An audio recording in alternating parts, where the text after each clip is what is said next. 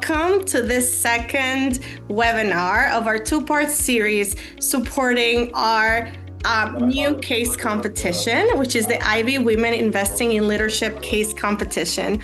We are so happy that you are here for this second session, and we are very excited because that means that you have interest in submitting to the competition, which is what we want, really. Today we have a great panel that will bring you a lot of information that you need, not just to submit a successful entry to the competition, but also for the rest of your case writing career. So I think this is going to be a very inspiring session, and we're very, very excited. Just as a reminder, we will be providing you with practical and just general tips to help you bring your case idea to life. And if you missed the first webinar, I will be sending you the link for the recap and the video. You can also go ahead and just visit our YouTube channel or our news page on our website where you can catch up on the last webinar. But now let's get started. As I said, we have great panelists today, and I'm so excited to introduce you to Hayden Woodley. Hayden is an award-winning case writer. He's actually one of the Ivey Publishing bestsellers this year. He is an assistant professor of organizational behavior and leadership at Ivey Business School. His expertise includes leadership, human resources, equity, and inclusion. In fact, this is a great fact. He was the brilliant professor who led our EDI case tagging project for about 3 years, Hayden? 4 years? And counting.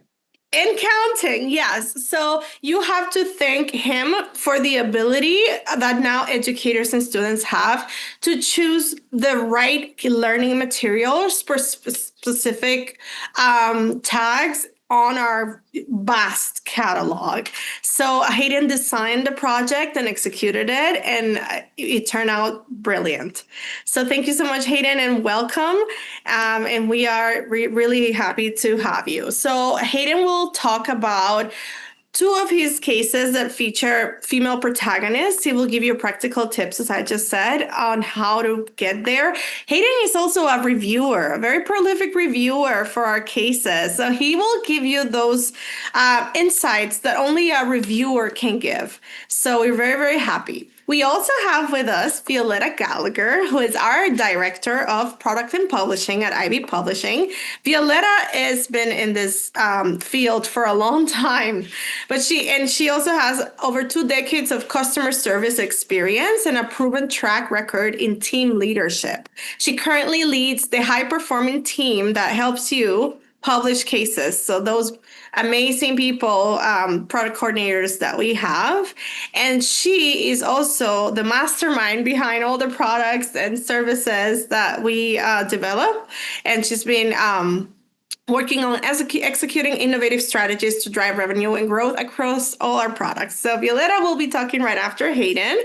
She will give you those tips that you need for a strong submission.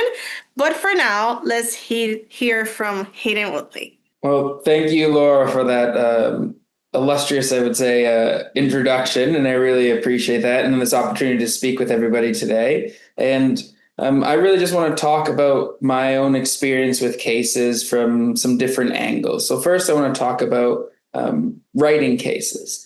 And it didn't become as obvious to me the lack of representation among the case catalog until I started diving into it, even before I joined Ivey and using it in my own classroom. And what happened was through Ivey, we also have these students can take a course where they will write a case. And I had ideas in my head through my understanding of the literature and about, how do we improve representation, especially in the catalog? And a student that I was teaching, we had this kind of overlapping interest where she wanted to write a case and she wanted to write about what was going on at Goldman Sachs at the time with their junior employees. But also, as we talked about it, I was like, well, why does this stand out to you? Why is this important? And what she said was, well, I had an offer from Goldman Sachs. Now I don't know whether to take it. And that's how I did all this research. And I think around this case, and what I really liked about it is having this Caribbean background, female protagonist that also comes from the lens and perspective that she was facing. Stereotypically speaking, she's very good at math. She's been a lot of clubs and committees. She did sports. So if I changed the pronouns of that, I think people would infer quite easily that this would be a male student. But telling her story and bringing that forward, I find using it, especially in my classroom now, a lot of female students will come to me and say, well, it's great to hear somebody who's dealing with issues that I was dealing with. And what's, I think, been resonated with people from that case is not only the ability to identify or have like a diverse background, but also for students to be able to identify with someone who has a lived experience that they have. And I think that translates well to dealing with writing cases and with female protagonists. And sometimes I think we get in situations where we try to force a story. I find right now, and I'll talk about this more a little bit later, but when I was doing the case tagging, there was a certain spikes around events in society where we would see an increase in female protagonists. Me Too movement, a bunch of female protagonists in cases, right? Interestingly, even actually around the pandemic and a lot of the EDI movements around there's a spike also in female protagonists and around, for example, with George Floyd. And interestingly, that was mostly like diverse, so Black female protagonists that were being brought up at that time. And I think it's a little sad as a case writer that we're not getting out stories about the real lived experiences that aren't surrounded with mistreatment. And I think it's important for us to write cases. And I think my second case is a really neat story about an immigrant family that moved to Canada, and the father really worked really hard to build relationships in his community and eventually started his own business. And the daughter plays a role in the background of the story, it seems. But the case is really about how people have different styles of strategic thinking. And that the father, through his upbringing, had one way of approaching the strategy of the business, and that the daughter, who had watched her father grow this business to where it was, had a different approach to strategy.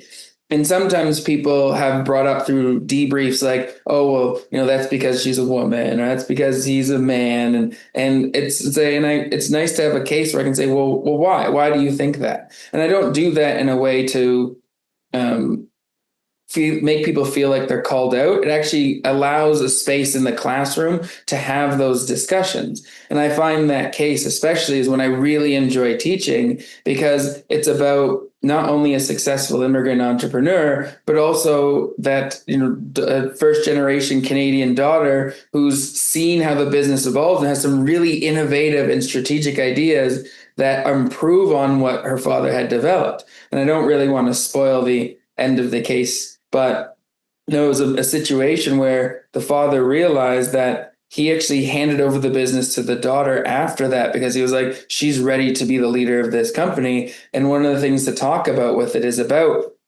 this female protagonist is demonstrating in her followership role skills that show that she can become a leader. So being able to identify that her compassion and consideration and her understanding of how people are interacting with the business and thinking about this strategically in her vision and how she sees the market and other different aspects of the strategy also draw attention to this female protagonist, even though it's not very overtly stated.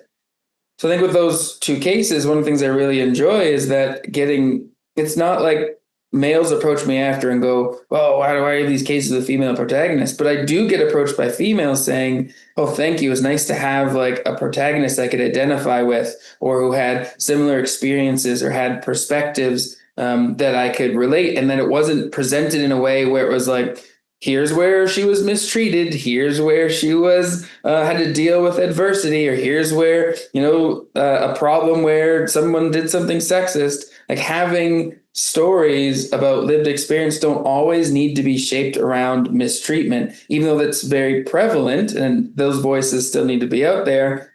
I think with cases, especially having cases where people can have a dialogue and see that some of their biases are not necessarily supported by a true story, right? Anecdotes. We're humans. We like storytelling. And this is something that can be an advantageous way to approach writing cases. I didn't really think about this, and I know Violetta and Laura and I have had conversations, but with reviewing cases, it's a little bit different. And I remember I reviewed a case and I read the case and I was like, this is one of the best cases I've ever got to read. It's about a toxic CEO. It's about a female who had worked her way up in the STEM field to become a CHRO in an organization. And then I read this case. I was like, yeah, this leader is super toxic. See how this could be useful, so on and so forth. And I read the teaching note, and initially it was very much written from the perspective of this was she being a bad follower. And I immediately kind of pulled back because I was like, this is a female who's worked her way up in the STEM field to the C-suite, and we're talking about her as a follower. Like, shouldn't we talk about the fact that she stood up against a CEO and was being a leader in the board meeting when she called this person out for their behavior and their actions? So I think sometimes, and speaking with the case writer, and then I had the opportunity to meet with the protagonist from the case, that was actually her lived experience. And I know I just spoke about being, taking advantage of these opportunities to share people's lived experiences, but also that's a situation where that's her perception of the experience. But I feel like from an educational standpoint, that's where we can educate our protagonists and ourselves by realizing, let's draw attention to how great she was, right? Let's draw attention to how awesome she was as a leader and how unfair this was for her to have to go through this, but she still fought through that adversity. Like, she was demonstrating really strong leadership skills. And viewing it only from the lens of a followership, and we still were able to work together to kind of come up with, I think, solutions where all parties were happy. But I think it's a great case now, and it draws attention to discussing, well, why was she so focused on criticizing herself as being a bad follower when she was also at the same time being an exceptional leader and doing these authentic leadership behaviors and demonstrating integrity and things that we desire. So I think as a reviewer, you have an opportunity. And I think even with my cases, and Violetta can speak to this, I often go back and forth with Ivey Publishing to get outsider perspectives on where this is going. With the Goldman Sachs case, as a throw going back to that, initially I was told, feedback was you should make it a CEO or a leader in Goldman Sachs dealing with this. And getting that feedback was really helpful for me to go, no, that's not the story I'm trying to tell. I'm trying to tell the story of students have to make these decisions about their career and where they want to work and evaluate organizational culture. And they're told where they should go and where they should work. But I want to give them some autonomy and freedom in making those decisions so we can have a dialogue where there's no right or wrong answer here. It's about getting to know yourself. And I think that's one thing I like about the IWIL case too, is even though it wasn't shaped like that, I've had females approach me and say, well, reading her story, I know somebody who's been through that. And I tried to support her and say, like, you're being a really good leader. But sometimes these stereotypes in society prevent people from seeing that in themselves, especially when they've dealt with mistreatment. I think is sad, but I think also is an opportunity within Ivey Publishing and within the case catalog. So to tell those stories of people So if you know somebody like that, contact us. We'd love to work with you to get those stories out there, to get them into the classroom. And then lastly, I guess this is good things come in threes, right? So the third thing I want to talk about is more broadly about the catalog. And I think one of the things is I just mentioned that IWIL dealing with a toxic leader case. I'm not getting that title completely accurate, but with that case is now being able to tag, or has been tagged, so it's easier that it can be located within the catalog. I think historically, unless you know about that case or know the writer or someone's brought it to your attention, it's really hard for these cases to get to the surface. I find new cases especially, it can be challenging to get people to learn about it and want to learn how to teach a new case. But with the tagging system that we've now put together, we have opportunities to make it easier for you to do that. And I think that's what's really, really exciting now is that with the tagging, you can narrow down some of your options, right? You can look at it and go, well, I want a new case. I want a female protagonist. I want a case where she's had to fight through adversity. I don't want a case where she's dealt with adversity. I just want a normal finance case with a female protagonist that's believable and relatable. And maybe I want them to have been an entrepreneur so I can speak to that. So these tools that we're working on developing are maybe more complex up front because they're newer to use. But as you get familiar with it, you're going to see that the catalog becomes more adaptable for you to be able to select protagonists. And it doesn't even need to be a female. It could be a male protagonist who you find out has a female colleague that they're working with, and they're in the followership role. And it could be any kind of component of primary or secondary leaders or protagonists in the case that you can use and select information to get a better understanding of who is being represented in your classroom and being able to narrow down the catalog to give you tools to create that inclusion. I know I feel like I've just been rambling for a long time. And how am I doing on time here, Laura? I'm okay? Okay. So I just want to really wrap that up by saying, that's kind of my journey as from a case writer to being somebody who has reviewed cases, but also with this tagging system, going through the tagging, I realized there's so many wonderful cases in this catalog that I wish I knew about and other people knew more about too, that have only come to my attention either through reviewing or through actually going through this catalog. And we're hoping we make it easier for individuals now to find those cases that they're looking for. And it's not, I hope I don't want to make it sound like this is like a opportunity for you to be like, oh, now I have a female protagonist in my course. That's fine. And I check a box. I think it really should be done with purpose and to make sure that you're trying to create an equitable environment and really connect with your students. I think what's important about even the Goldman Sachs case, going back to that, this full circle here, it's a callback, is that with that case, I do even have male students approach me and say, I am dealing with this same situation. It's nice to know that somebody else, whether it's a female from a Caribbean background or not, is dealing with a challenge that they can relate to. I think that becomes really important, is what are you trying to teach and educate people on at its core? And that will help make a richer, more useful case. And feel free to reach out to the product team, because in all three of those components, I've always had ongoing conversations like, here's a case idea I have. How does this fit in the catalog? And actually, I just realized that all of my case writers have been female. But right now I have a case with my first, male protagonist, but his wife plays a really key role in the background and a lot of the decision making. But I just feel like I'm telling the story that they told me in a way that then it can be informative for others. So I think that's enough of me rambling. I apologize. But thank you so much, everybody, for listening. And I'm really excited for questions and hearing your stories as well. Thank you, Laura. That is right. Hayden will be with us until the end to answer all the questions. We're already getting questions from all of you, so keep popping those questions right in the Q&A section, and Hayden will be happy to answer them.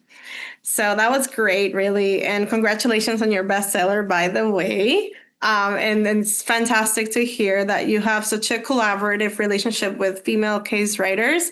That's amazing, because that additional perspective is needed. So great. Now we'll hear from Violetta Gallagher, who will talk about some of those submission guidelines for the case competition. And she has a whole deck prepared, so pay attention. Great. Thanks so much, Laura. And yes, I do have a deck prepared so we can more easily follow along here in that regard. So again, hello, everyone. I'm thrilled to walk you through this submission guideline for the Ivey Women Investing in Leadership case writing competition. And whether you're a seasoned case writer or just starting out, this section is really designed to give you that clarity and confidence that you need to submit a strong, compelling case. So let's just start with how to enter and what you'll need to submit before we get into a bit more of the nitty-gritty around what do judges are looking for. So how to enter the competition. You'll need to submit 3 things. A case study. So should be no more than 8 pages of body text. The shorter, the better, and no more than 15 pages total, including exhibits. You need to submit a teaching note. This is where you explain how the case is being used in the classroom, your learning objectives, discussion questions, and a thorough analysis to be included here. Also, the submission form. So once you get onto the website and you go through the submission, it will ask you for things such as your name, the organization, and other key details around the metadata. And yes, we'll be asking around those EDI tags as well. All cases must be original, they are unpublished, and they must be submitted and written in English. The submission window is open now, and it does close August 31st in 2025. Prizes will be awarded once the winning cases are officially submitted for publication, and we will be continuing this case competition for many years to come. Now that you know what to submit, let's talk about the judges and what they're really looking for. So first and foremost, your case should feature a female protagonist. This is why we're here today. This could be a founder, it could be a senior manager, a policymaker, an NGO leader, or an entrepreneur, and look for complexity and agency in the decision-making authority around here. I saw some questions already in the Q&A around female protagonists, and yes, they do not need to be the CEO of a company. Your case can focus on leadership issue that impacts women in business as well. Judges are also looking for a strong pedagogical value. So that means that your case should have clear learning objectives, be relevant to business and management education, and include thoughtful discussion questions. So are the discussion questions thought-provoking, and they need to be open-ended? Business relevance is key. So the situation in the timeliness, the authenticity, and that it's meaningful to management education today. Think around those topics as you're choosing your case decision. Submissions should reflect field-based research or strong sourcing. So field interviews, company reports, and real-life data are ideal. Alternatively, if you're using published sources, they must be credible and well integrated into the story. And to please be sure to look for primary sources. Judges are also looking for clarity and flow. So a well-structured narrative with logical pacing and an engaging voice. And a clear decision point. This is key. Something for the protagonist and the student to wrestle with. And don't be afraid to get creative. We are also looking for submissions around non-traditional formats like video cases or simulations. These are all welcome. So even great ideas can fall short if they're not executed well. Here are a few common pitfalls to avoid. Generic protagonist, number one. So make sure that your central character is well developed and facing a meaningful leadership challenge. So ensure that the female lead has a strong decision-making power and a clear voice. Cases without tension or urgency. A strong case poses a real challenge, not just a description of success. This is key. Overly long or unfocused cases.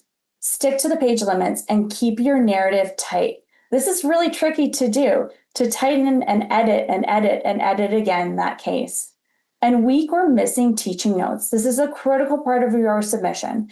Notes that feel like an afterthought or have missing objectives, weak questions, or no facilitation guidance will hold the submission back. Missing financial exhibits. So if your case includes data, make sure it's editable and is submitted in Excel format to start. But the decision point should be supported by data that the student can analyze. And finally, don't lose sight of the theme. Your case should clearly connect to women in leadership. So a few quick don'ts to keep in mind. Don't submit without a teaching note. It's essential.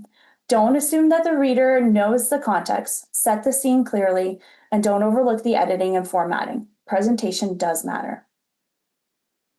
So what does a winning case look like? It starts with a compelling, authentic story, something that feels real and relevant.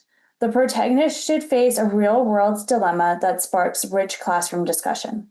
Your teaching note should clearly outline the learning outcomes and show how the case fits into a broader course or program.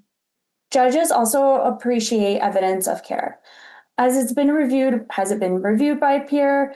Does it feel classroom ready? Does it spark curiosity? Cases that open new conversations, for example, stories set in underrepresented geographies or industries, so such as mining, tech, or nonprofit or agriculture. And if your case reflects intersectional experiences, for example, race, culture, or industry-specific challenges, that's a bonus.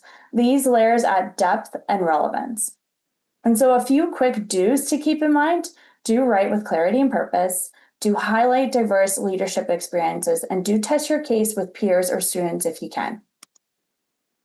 So finally, a word of encouragement, especially for those who are new to case writing. You don't need to be an expert to write a case. Start with a story that matters to you. Authenticity resonates. This competition is about elevating women's voices and expanding representation in business education. Your case should be taught in classrooms and will be taught in the classrooms around the world. That's a powerful opportunity to shape how future leaders think about inclusion, leadership, and decision-making. As Hayden had mentioned, we're here to support you. So if you do have questions while you're looking for those submissions and submitting, please email us at publishedcases@ivy.ca. We're happy to help and answer any questions that you have. So don't hesitate to reach out. And if you need guidance, just ask.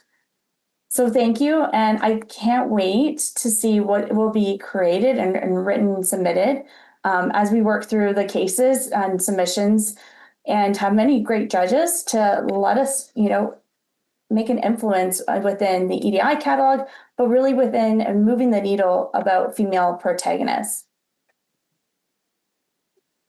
Fantastic. Thank you so much, Violetta. I also have just shared the link to all the details to the case competition. And from there, you can also see all the submission guidelines that Violetta just shared, just in case you need a refresher as you define your topic and as you prepare to submit to the case competition. So, B, that was wonderful. And if you have any questions, I see that you're all putting them in the Q&A. We will definitely address them during this session, because we have allocated enough time for all your questions, and we're happy to do so right now. Hayden, are you ready? Violetta? Yep. Great. Let's start with the first question. So we have a question that says, I am planning to write a case on a founder of heritage clothing brand in rural India. The case will be a marketing case. I am curious if this can be a potential submission. Does it have a female protagonist? And if it does, then yes, it does have potential. We are accepting cases in all disciplines, so all our 12 disciplines. And as I said, the industry is, having a niche industry is that much more better. Anything you'd add to that, Hayden? No, I think it's one of those things where you want to, I think it sounds like you have an idea, and we would want to see more of the story and how, I think the decisions aren't made.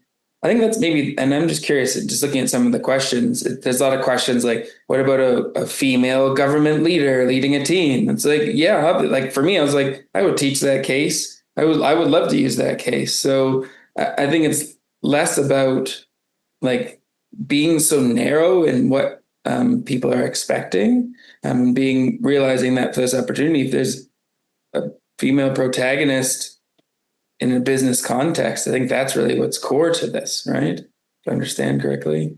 Absolutely, yes. The next question goes along those lines, Hayden. Somebody's asking, can we make a case for an Indian housewife making decisions in finance? And I think, there's some aspects of this for me that I would say, I think, again, it depends. I would like to see more of the case and what it's going to be about. And when they say about making decisions about finance, are home finances or a finance within a business context? Because it sounds like if it's just about managing your own personal finances, I'm not sure that really fits with Ivey Publishing as much. But if it's something about, and I don't know whether even being a housewife is relevant. Is this just a case about a female making finance decisions? And I think really thinking through what your intent is behind the case becomes really important. Great. Next question. Yeah, I can't agree more. Because in the end, it is still a business. It needs to lead to a business decision making opportunity. Yeah. So next question, is there a page limit for the teaching note? Fee, that this one's for you. There is no page limit for a teaching note. We encourage, usually we see submissions of teaching notes that are the same or longer in terms of your case. You got to think about you're an 80 to 90 minute classroom and what questions are you going to ask? And then you're including the majority of the teaching note is that analysis portion. So we typically expect 3 to 4 pages of analysis and then everything else along with the teaching note. On our website, we do have a link to a teaching note layout. We'll include it here as well. And I'd highly encourage you to download it and copy and paste your feedback there. Great. Violetta, we have a few questions that are about just general submission information. So I think you can answer them in one. One is about what happens if financial exhibits are not accessible? And also about the timeline of the case. What happens if they have a consent that was signed in 2020, and if the timeline of the case is more than, let's say, 7 years old? So typically we like to see earlier and cases that are based in the 3 to 5 year period. Think about that relevant comment, right? So when you have a student in your classroom and they are reading about a company that now is going to be 10 years old, or that decision was 10 years old, how relevant is that to the student?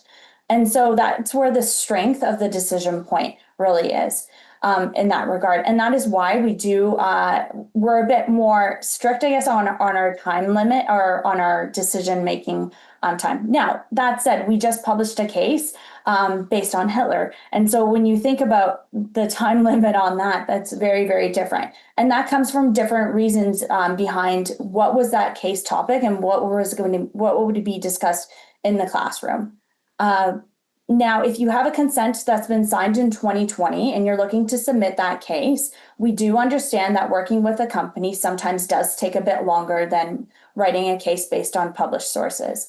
As long as the consent is signed off on the version that you are submitting, that is fine. If you made changes since then to the case and the consent does need to be re-signed by the company. So thinking about that.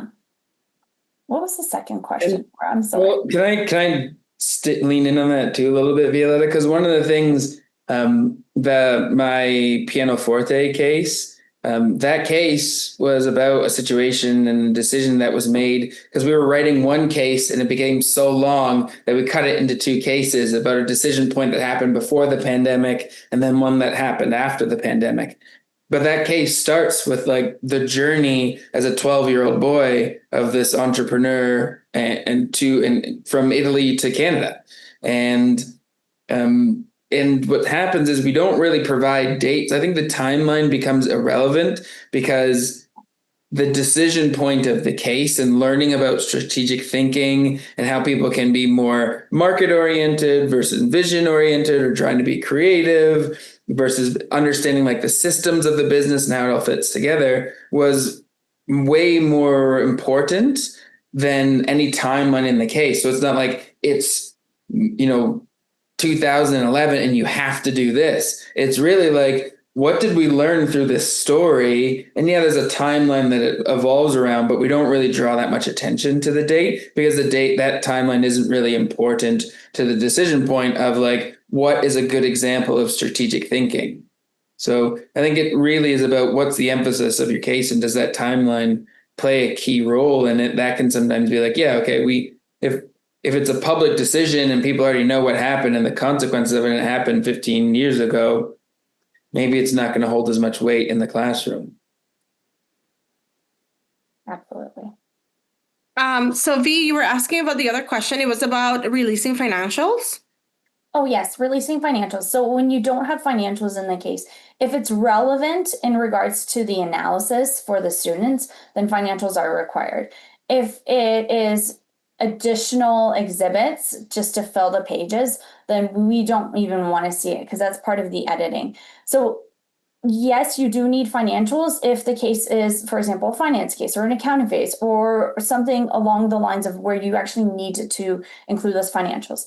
Now, if you're working with a company and the reason why they are hesitant on giving you financials You can also disguise the financials. So a multiplier by 0.03 or something along those lines, and make sure you're just keeping the company in regards to the right bracket of, the earnings. So don't turn a $100,000 company into $1 million company. But think about multipliers and disguising the financials. This is a common practice.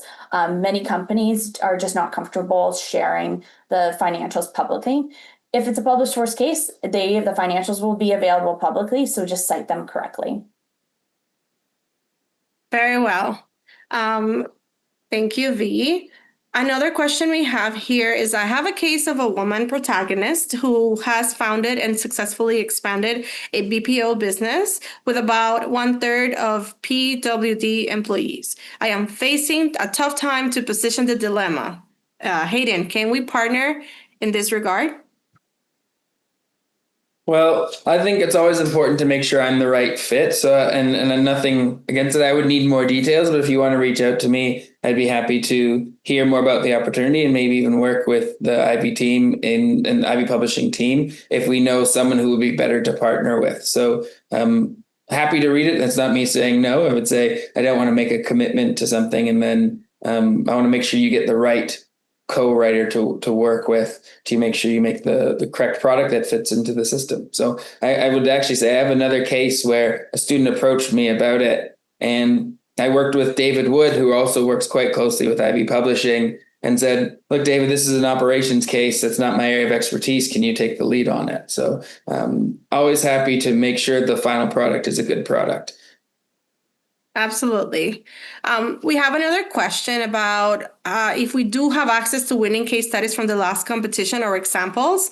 Well, this is the first competition that we do. And as Violetta said, we will be doing the competition for years to come. So a decade or more. So next year we will have the winning cases available. But right now, thanks to Hayden and his EDI tagging project, there's many cases with female protagonists that you can see in our catalog. All you have to do is find the right tags on this search options, and you'll find. Do you have anything to add, V? I think that's a great place to start, especially with this being our first competition. There are also other publishers out there that, run certain case competitions and similar themes in this area.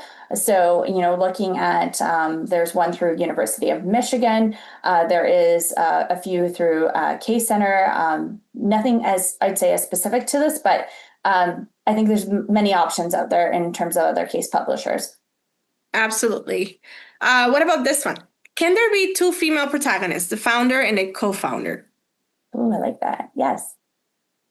Yeah, there could be a million protagonists. I think that's one of the points of this is that historically people have been almost biased towards only demonstrating certain groups or feeling like, oh, it needs to be this type of person for people to believe in the case or to listen. I think that's what I learned very early with the Goldman Sachs case. Is then there's like, oh, the protagonist is going to be a student. No one's going to want to use that. And lo and behold, it seems like it was an area that there's a big gap and something that people can be interested in. So I think it's really about the story you're trying to tell and teach. Absolutely. We have another very interesting question. They said, I've already submitted the case to the competition, but after listening to your suggestions, I have some ideas on how to improve it. What are my options here? That's fantastic. I'm happy to hear that. And in regards of just editing before even submitting. So please reach out to us directly to publishcases@ivey.ca. We are happy to take those files out and update them with the new files. We won't make you go through the submission process again. We'll just exchange the files. The competition doesn't close until August 31st. So if there's time to make improvements in your case. And if this is inspiring, that's wonderful to hear. Great. We have another question about multiple protagonists, and I think Hayden already answered that. So I think that's good to know that a lot of the people that are interested in the competition are looking at diverse number of female leaders here. Okay, so for first-time case writers, other than Ivey Publishing's case writing resource page on the website, where else should I be looking for case writing resources? Ooh, there's so many case writing resources out there. You know, there are sessions like this in terms of free webinars that we as Ivey Publishing host through our case writer or our writer's room series that we offer. There are information in regards to, yes, our website, but there's a case writing resources, but then there's also all the events that you can kind of go through and see if there's anything there that's relevant to you. There are many resources in terms of, short articles on how to write better cases from then, as far as, workshops that are available to you. And don't hesitate to, reach out and explore other case writing resources from other case publishers, such as a case center, for example. They have many great resources. In the end, once you decide who to submit to, it's those submission guidelines that we are looking for you to follow. But the case writing process is going to be very similar from, Ivey Publishing to Case Center to NACRA. NACRA is another great event that happens yearly that we support the fellows in that regard, the sponsorship there. And they have roundtable discussions. And then at the same time, it's also as easy as find a peer that has written a case and have a conversation with them. And there are great writing resources as well. So be creative. There's many opportunities, I think, out there. Fantastic. Another question we have is, should the decision or dilemma come in the first part of the case or at the end? Or should it come at both of the places? I can start with that, and then maybe Hayden can kind of speak to an example. So your opening paragraph is key. This is where, we often say we read the opening paragraph, we'll read the headlines, and then we read the last paragraph. And then we should know what the case is about, and then read the learning objectives from the teaching note, sorry. And so in the opening paragraph, you want to add who, when, where, or how, right? And so who is a protagonist, and not just their name, but their title, and where do they live? So is the business, if we're talking about, it could be a large company, such as Amazon, is it the Amazon warehouse here in London, Ontario, or St. Thomas, Ontario? Or is it the Amazon warehouse in India, in Jaipur, India, for example. So making sure that you are including the where. This is important because there's different cultural relevance to where that company is being spoken about. Then you want to talk about the timing. So when did this case happen? When does this decision happen? This is more and more relevant. As Hayden said, his timeline for his is a bit more open. Reason being is because it's a different conversation. It's a strategic one. Now, you could also have a case that has to the minute, right? So thinking about a PR case where you need to make a quick announcement on behalf of the company in the next 2-3 hours, and you just learned about a certain situation. So use the dates. Also, don't include seasonalities because fall in Canada is not fall in Australia. So making sure that we use the actual date and when things happened. So that's our who, that's our when, that's our where. Our what is exactly that in terms of our decision point. So what was that hook? What's that engaging factor? And why are we writing this decision?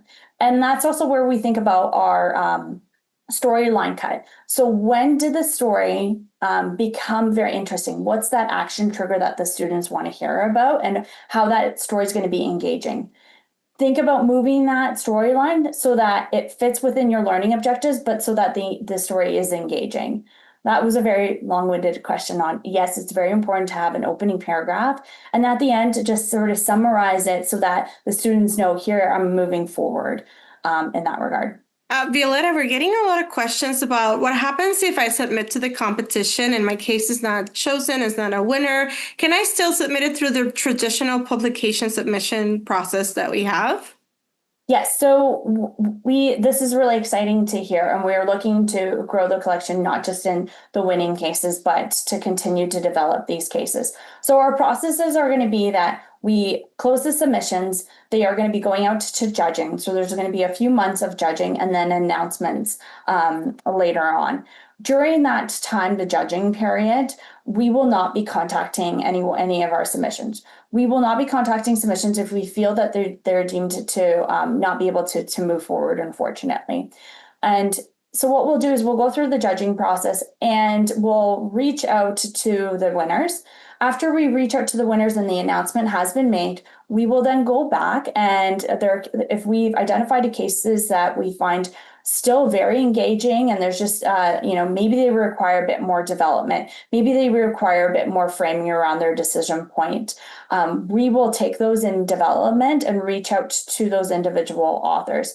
If you're curious around the status, again, just submit or email us at publishedcases@ivey.ca. We're happy to answer the status question. But up until August 31st, it's then judging period, which then we need to do the announcement. So we will not be reaching out to unsuccessful winners until the announcements have been made.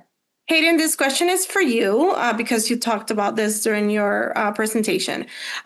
They say, between the biases and doubts that entail a woman's leadership and the business decision at hand, how much stress should be given to the doubt on women leadership? Should it only be subtly put across for classroom discussion? Well, I think the tough part there is like, what is the goal that the case is trying to achieve? So if it's supposed to be a discussion about biases in females and perceiving females as leaders, then that needs to be a key part of the case. If it's something where it has an impact on a decision that this person is dealing with, but it's like secondary to what the main issue of the case is, then you will include it in probably a more subtle fashion, but make sure that they have all the information necessary in the teaching note. Because what happens often when it's not, even when it's front and center in the case, people push back. But if it's secondary, some people will read it and be like, I don't see the problem, or they won't pick up on the nuance, or they'll just respond in the class discussion in a way supporting something that happened. So you want to make sure that users are prepared for that discussion. If you have insights into the story, right? You're really taking somebody else's experience and summarizing it in a way that is going to be useful for somebody who has never met this person and never spoken to them, to use it to educate people. So there's a lot of accountability on you as the writer to write a case that is representative and accurate of the situation, but also a teaching note that prepares the person to teach the message that you want taught, but in a way that they won't get to meet you and you won't get to explain it to them. So I think what's important there is also then don't force it in. I've reviewed lots of cases where someone's like, here's an EDI issue. And I'm like, this seems really forced, right? Like, it seems like you're writing this strictly to get it published, thinking that's a theme that's wanted, instead of paying respects to the participants and the true situation that unfolded. So I think that is a challenge, is don't focus on the outcome, focus on the process. Like, how do you want people to get to there? That's way more important than thinking about, well, here's the decision point. I think that ties into Violetta's discussion about writing the introduction, is you're putting people into a headset or mind space that they want to continue reading the rest of the case. At the end of that first paragraph or two, you want them to be like, what? How did we get here? And then they want to start reading. And that's where I have that story about the journey of, that started in the 30s, where he got on a boat and was separated from his family. And it's like, wow, this person's journey is engaging through that. And then, you get to learn about strategic thinking and where its origin comes from our personal experiences. So I think being true to knowing what your case is trying to achieve as an outcome, and being what's the process someone would have to go through to get there. And, using your red herrings to throw people off the track of things. But I think forcing a story in there and that can also be a problem. I find that happens and cases become really disjointed when there's parallel stories that are not braided well together. Another interesting question. Thank you, Hayden. Another interesting question we have here is, can we write on the ethical dilemma and decision making? Yes. Yeah. Tell me more. Yeah. I guess. Yeah. You teach ethics in business class and in business schools. So as long as it would fit within your curriculum in your classroom. If you're thinking about an ethical dilemma case, then, how would you teach that in your class, and would you use it? Start there. Yeah, and I would also make sure you know what the ethical dilemma is. I do research on ethical dilemmas, and my most recent paper is on emotional intelligence and ethical decision making. And I think what can be tough is sometimes when people try to put together a dilemma that's ethical, it can be unethical in how people go about putting that together.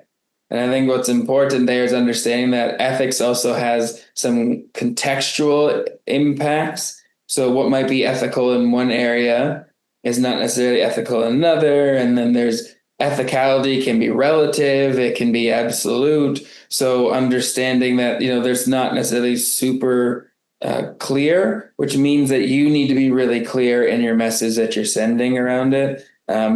But we use cases, a BP oil case, and that's about an ethical dilemma, and where somebody very stubbornly as a leader was like, I didn't do anything wrong. So, and we talk about that. Well, what does that mean from a leadership standpoint, and what message does that send to your employees? So I think ethical dilemmas are great because they happen to us all the time, but we often feel them, don't think about them. If that makes sense.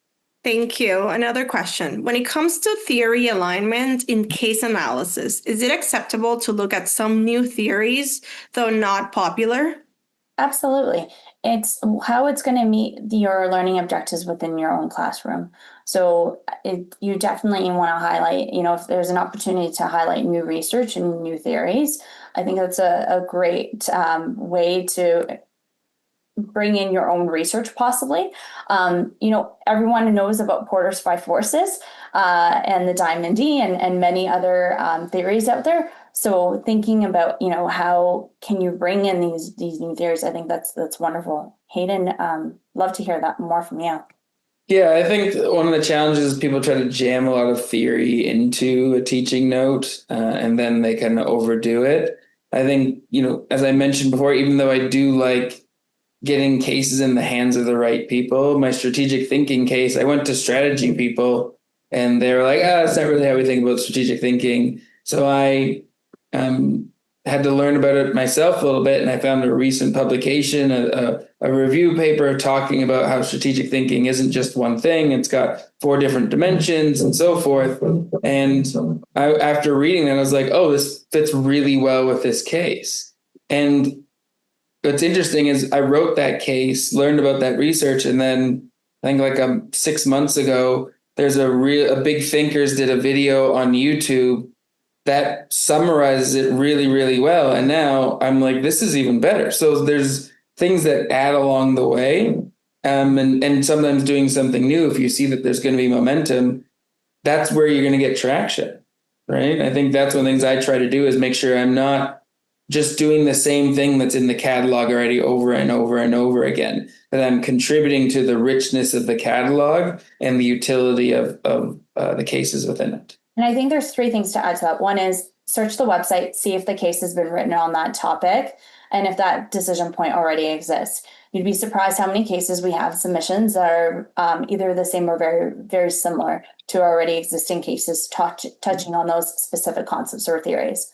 2 is a case really should not cover no more than 2 to 3 concepts or theories. Anything more than that is too much.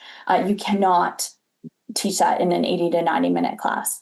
And then last is, and this is to Hayden's point, in terms of there's new content that's constantly evolving, especially with new theories. So take the opportunity too, that once you've published your case, update your teaching note with that new theory, and make sure that your teaching note is updated. We are happy to republish a teaching note with updated content. And speaking of teaching notes and theories, someone's asking, is the analysis and the theory treated as 2 different things as far as a teaching note is concerned? You need to apply the theory in the analysis portion. So they're not 2 separate things, they're 2 joint things. The conversation needs to be around the theory and then that's the analysis, right? I'll let Hayden kind of touch up more, especially in teaching in the classroom and how that might apply. Yeah, I think again, I'm using my braiding analogy. Is that you have an analysis, you have a case, you have information within that case. Some of it's important for the decision, some of it's not, and that's what I call analysis. Is can you like understand right what information is important and what isn't, and then there's the theory, and you're weaving these things together in your analysis. So you might say, based off of this theory, we know that this so forth is true. In the case, it talks about this information, which says it should go in this direction. This information actually isn't important. So if you understand the theory, you should get to this part. And that way you can ask a question like this that will get you to this point. And then you're kind of building through that. I don't know if maybe I teach cases a little bit differently, but I often teach in the classroom by starting with the decision point. And then by the end of the class, I ask a series of questions to get people to a collective decision point without overtly stating it. So it's not like yes or no or people in competition with each other. So I try to weave it in a way that I like cases that say, okay, I can read this case and I know what questions I would be asking in the background. I can then, if you weave the theory with this analysis component, you're turning kind of ideas into practice, which is a really important, I think, learning tool that cases are for. That is really what I like, cases that I can attach specifically to research and then use and braid it all together to make it applicable and practical for people. So I think I wouldn't think of those as being separate, but they need to braid together. If they don't go together, it's never going to work. We have a very last question. We only have time for one more. Time flew. He says, Phil Davidson, you mentioned limiting 2 to 3 theories addressed in a case. What about a case that can be used specifically in a strategy class or an entrepreneurial thinking class, but their focus will be distinct, potentially putting different theories at the forefront for each focus? Does that make sense? For me, yeah, like I have like that pianoforte case. You could use that in an entrepreneurship course and talk about being an entrepreneur and building up a business. You could use it in a strategy course, talk about strategic thinking. I could use it in a leadership class to talk about leadership development. And so I think allowing a well-written case, and I think that's one thing that Violetta's product team, I approach them about and getting their feedback along the way is like, do you see it? Is this case holistic in a way that it tells a story where people could actually approach it in different ways? Sometimes I think about, well, if I taught that case once, if I could bring those same people back to teach that case again in a year, what would that experience would be like? What could we tease out in more in such an opportunity? Well, thank you, Hayden, and thank you, Violetta, for sharing your knowledge and for answering so many questions. We are so happy that we had a lot of interested attendees who are definitely going to submit to the case competition, and they have great ideas to do so. So good luck to you all. I just want to remind you that submissions are open for a month and a half more, so until August 31st, so you still have time.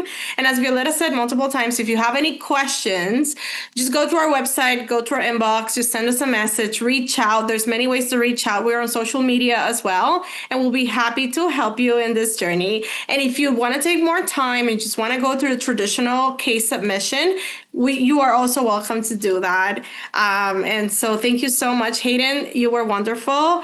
And I hope to have you in one of our other webinars. As you know, as you should all know, we have a writer's room webinar series throughout the year. So if you need more content from us, you'll get it. You'll definitely get it. Thank you so much. And be on the lookout for an email from us with the recap of this session and the video, or you can just go to our YouTube channel and find the entire session right there, or follow us on social media for more updates. Thank you so much and have a great rest of your day, night, evening, wherever in the world you may be.